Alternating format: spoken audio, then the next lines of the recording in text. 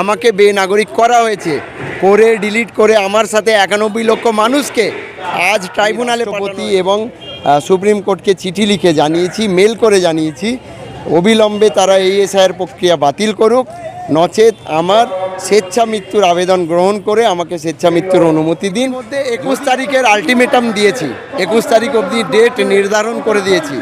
যদি 21 তারিখের মধ্যে সেই রায় না দেওয়া হয় তাহলে আমি জানি আমাকে কি করতে হবে, আমি সেটাই করব। পুলিশ গিয়ে হুমকি দিয়ে এসছে অবিলম্বে এই আন্দোলন থেকে সরে যেতে হবে। আমার মা ছিল, মাকে, বৃদ্ধ মাকে হুমকি দিয়ে এসছে অবিলম্বে এই আন্দোলন থেকে সরে যেতে হবে এবং গত 1 মাসে ফেসবুকে যা পোস্ট করেছে সেটা ডিলিট করতে হবে, আর এই আন্দোলনে থাকা যাবে না। এই নিয়ে কোনো কথা ফেসবুকে বলা যাবে না। আমি স্বেচ্ছায় মৃত্যুবরণ করতে চাইছি ব্যাপারটা এরকম নয়। আমি স্বেচ্ছা মৃত্যুর দাবি করেছি, অনুমতি চেয়েছি রাষ্ট্রপতি এবং সুপ্রিম কোর্টের জজেদের কাছে। তারা চক্রান্ত করে ইলেকশন কমিশনের সাথে সাথে বিজেপির সাথে সাথে সমস্ত রাজনৈতিক দলের সাথে সাথে একসঙ্গে একত্রিত হয়ে একটা রাষ্ট্রীয় ব্যবস্থা, সেই ব্যবস্থার অংশ হয়ে তারা আজকে আমাকে বেনাগরিক করেছে। আমার সাথে সাথে 91 লক্ষ মানুষকে ডিলিটেড করেছে। এই 91 লক্ষ মানুষের ভোট দেওয়ার অধিকার তারা কেড়ে নিয়েছে। এই ভোট দেওয়ার অধিকার মৌলিক অধিকারের মধ্যে পড়ে, সাংবিধানিক মৌলিক অধিকারের মধ্যে পড়ে। সেই সংবিধানের যে প্রণেতা, আজ তার জন্মদিন, সেই জন্মদিনেই আমরা আজ এখান থেকে সভা করছি এবং মাত্র 2 দিন আগে আমি মেল করে এবং গতকালকে আমি বাই পোস্ট চিঠি করে রাষ্ট্রপতি এবং মহামান্য সুপ্রিম কোর্টকে জানিয়েছি অবিলম্বে তারা এই এসআইআরের প্রক্রিয়াকে বাতিল করে 91 লক্ষ মানুষের ভোট দেওয়ার অধিকারকে ফিরিয়ে দিক। তারা যদি এটা করতে না পারে তাহলে অবিলম্বে আমি তাদের কাছে স্বেচ্ছা মৃত্যুর দাবি জানাচ্ছি, তারা আমার স্বেচ্ছা মৃত্যুর দাবিটা গ্রহণ করুক। আপনি আপনার নাম ডিলিট করে দিয়েছে, তাতে সমস্যাটা কি আপনার? দেখুন, আমি বললাম না, ভোট দেওয়ার অধিকার মৌলিক অধিকারের মধ্যে পড়ে। সংবিধানের যে কোনো মৌলিক অধিকার যদি একটা বারের জন্য খর্ব করে নেয় কেউ, যদি বঞ্চিত রাখে, তার মানেই হয়ে যায় আপনি বেনাগরিক, আপনি রাষ্ট্রহীন। সংবিধানের মৌলিক অধিকার, আপনাকে যদি দিনের পর দিন খাবার না দেওয়া হয় তাহলে শরীরটা আপনার কি হবে? আপনার শরীরটা কিন্তু ভেঙে পড়বে, আপনি অসুস্থ হবেন। ঠিক তেমনই সংবিধানের যে মৌলিক অধিকার, সেই মৌলিক অধিকারের মধ্যে পড়ে ভোট দেওয়ার অধিকার। ভোট দেওয়ার অধিকার থেকে বঞ্চিত করা মানেই নাগরিকত্ব থেকে বঞ্চিত করা। আমাকে বেনাগরিক করা হয়েছে, করে ডিলিট করে আমার সাথে 91 লক্ষ মানুষকে আজ ট্রাইব্যুনালে পাঠানো হয়েছে। এই ট্রাইব্যুনালের নিষ্পত্তি আগামী 9 বছর 10 বছরেও সম্ভব নয়।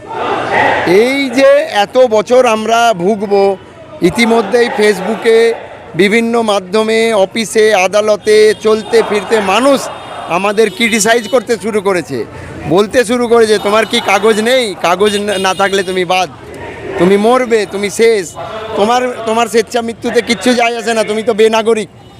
এই ধরনের কথাবার্তা বলছে আজ হিন্দুত্ববাদীরা।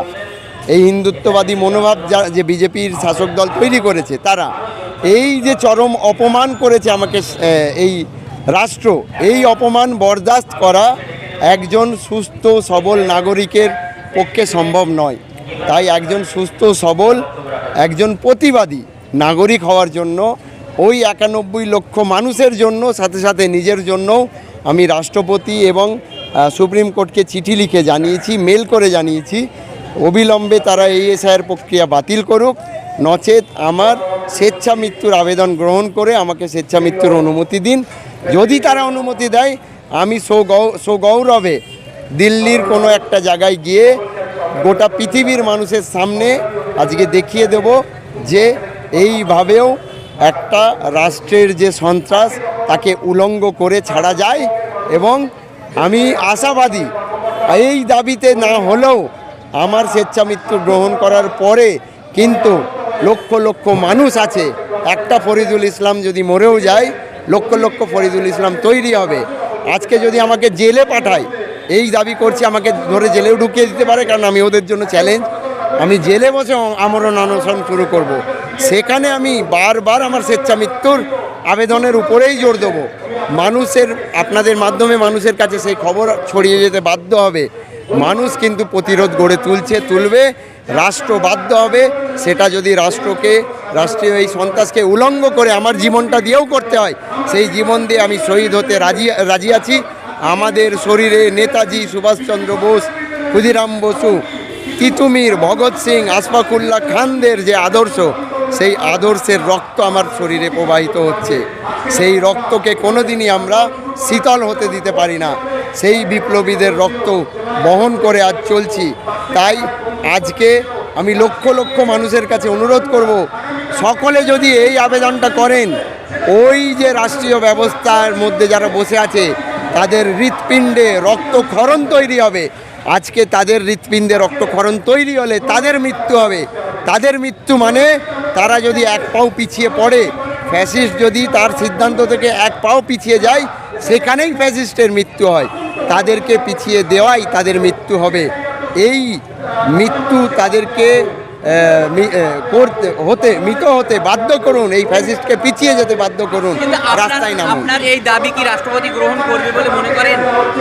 আমি ইতিমধ্যে 21 তারিখের আলটিমেটাম দিয়েছি, 21 তারিখ অবধি ডেট নির্ধারণ করে দিয়েছি।